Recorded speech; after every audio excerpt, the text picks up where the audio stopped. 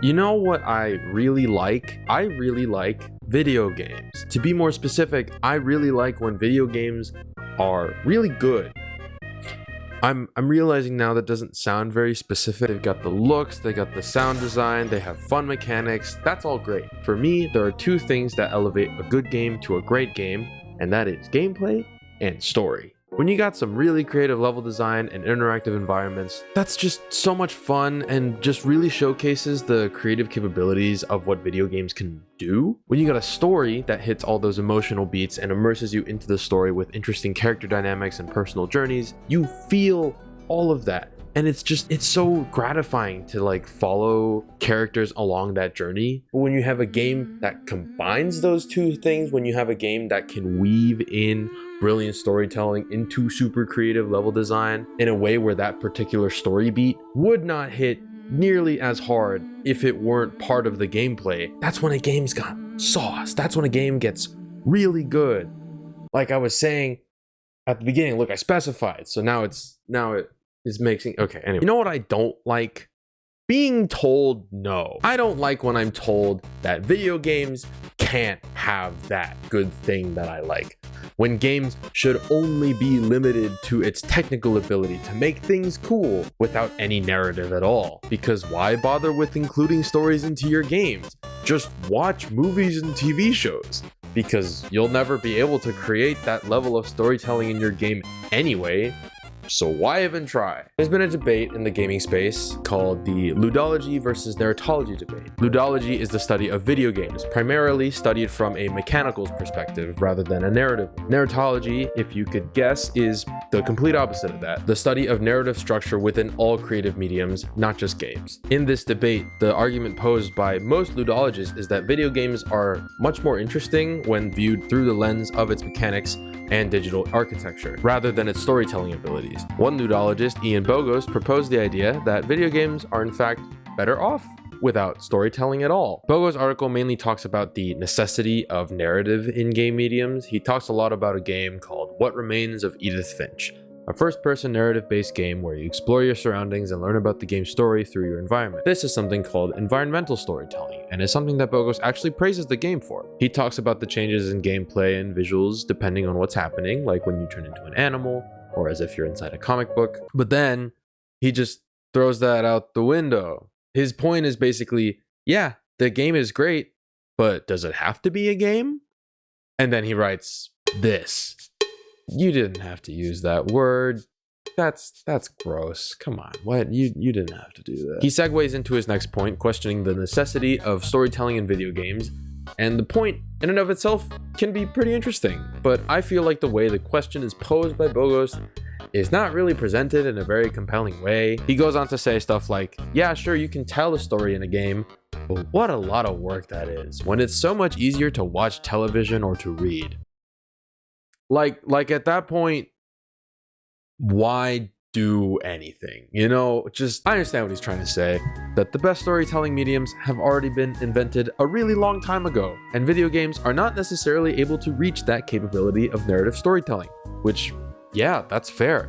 Like, my favorite story game would probably be God of War Ragnarok, but I wouldn't rank it over some of my favorite movies I've ever seen, and that's not even really a knock against God of War. It's just purely that because of the way the medium is structured, there's so many other aspects that you need to focus on to make the game a game that it's not really able to focus on the storytelling as much as a movie can. I would argue that God of War is a little better at balancing out those narratives than other games, but compared to movies, it's still not really a contest. But to suggest that games shouldn't even try to tell stories at all, like God of War might not be one of the greatest stories of all time, but it's still a really beautiful story about a father trying to connect with his son. And you know, someone is probably going to resonate with that a lot. You know what's crazy too? This article was made only a year before that first game, in 2017. This was made the same year as Breath of the Wild and Hollow Knight. 27, I thought this was like an old thing. 2017? Dude, that's crazy. Now, as you can see, I'm pretty biased towards the narratology side of the debate. Not just because I think Bogost's argument is poorly conceived and really ill-informed. It is those things, but also because I think any kind of story is very important, regardless of whether the medium is meant for it or not meant for it. But I do recognize that a lot of games do exist that don't need story. Bogost himself brings up games like Tetris or Doom, and even soccer or chess, rudimentary games that still consist of clever game design without the need for any sort of story. Another article written by Harry Jenkins proposes a sort of middle ground for the debate, which I can certainly appreciate a lot. And frankly, his talking points are a little less insane, so that makes them much easier to digest for me. As far as the actual debate is concerned, he recognizes the pros and cons of each side. Ludologists have a strong focus on a game's explorative model and its potential for creative mechanics, but see narrative as either irrelevant or outright damaging to that experience. Narratives themselves are never inherently bad, of course, but there is potential for certain narratives to be unfit for specific mediums like video games, more specifically applying film theory to games when it's not necessarily coherent structure-wise. Jenkins brings up 4 different kinds of narratives in games. The first is evocative spaces, which rely on prior knowledge from the player to fill in the gaps of the world,